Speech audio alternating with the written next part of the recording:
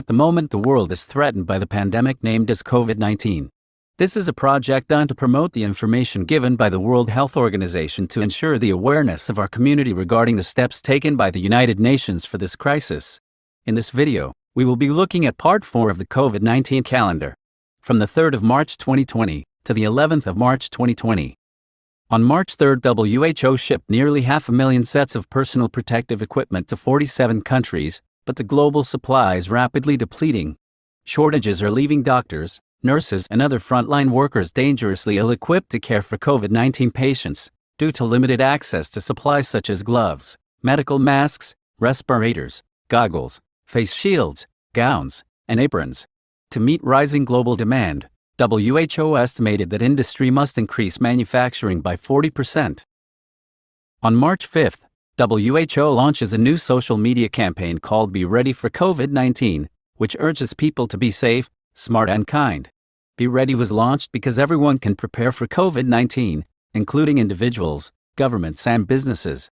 Calling on people to be safe by remembering tried and tested public health measures, like regular hand washing and staying at least 1 meter, 3 feet, from anyone coughing or sneezing. These ordinary measures are extraordinarily effective at fighting COVID-19.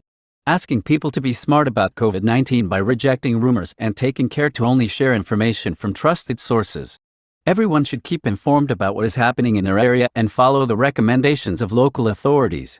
Reminding people to be kind through addressing stigma and looking out for one another, especially the most vulnerable and those in isolation. Compassion can combat COVID-19. Here is a tweet from footballer Paul Pogba getting involved with the campaign.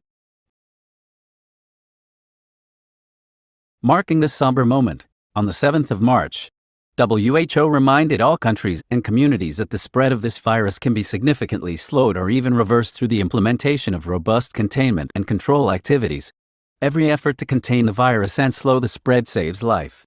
These efforts give health systems and all of society much needed time to prepare, and researchers more time to identify effective treatments and develop vaccines. Allowing uncontrolled spread should not be a choice of any government, as it will harm not only the citizens of that country but affect other countries as well. We must stop, contain, control, delay, and reduce the impact of this virus at every opportunity.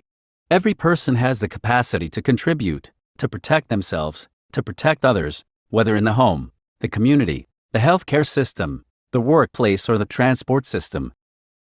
The next day, drawing on existing materials, this guidance describes the preparedness, readiness, and response actions for 4 different transmission scenarios: no cases, sporadic cases, 1 or more cases, imported or locally detected clusters of cases and time, geographic location and/or common exposure, community transmission, larger outbreaks of local transmission.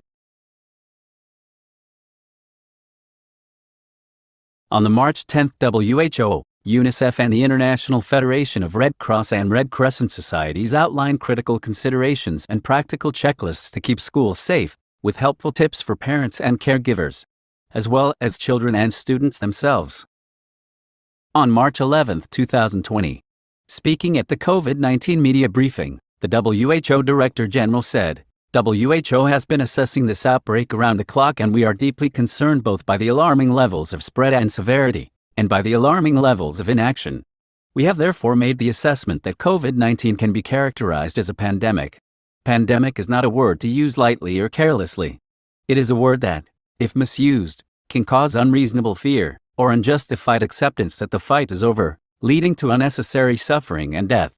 Describing the situation as a pandemic does not change WHO's assessment of the threat posed by this virus. It doesn't change what WHO is doing, and it doesn't change what countries should do.